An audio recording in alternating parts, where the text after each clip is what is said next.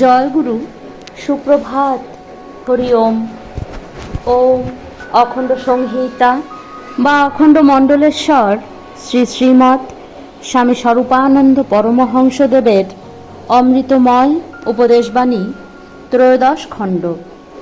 শ্বাসে প্রশ্বাসে নাম জপ।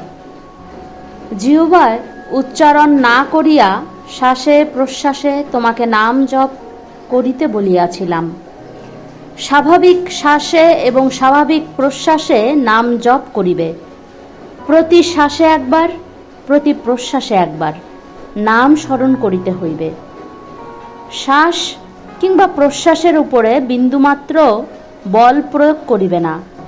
ভগবানকেই তোমার শ্বাস ও প্রশ্বাসের চালক বলিয়া জানিবে এবং শ্বাস প্রশ্বাসের পরিচালন হইতে নিজের চেষ্টা কিংবা ইচ্ছাকে সযত্নে সরাইয়া আনিয়া তাহার ভার ভগবানের উপরে সম্পূর্ণরূপে ছাড়িয়া দিয়া তাহার ইচ্ছানুসারে শ্বাসবায়ু কখন কিরূপ চলিতেছে সাক্ষী স্বরূপে তাহা প্রত্যক্ষ করিতে করিতে প্রাণবায়ুর প্রত্যেকটি যাতায়াতের সহিত তুমি কেবল নামের যোগ রক্ষা করিয়া চলিবে।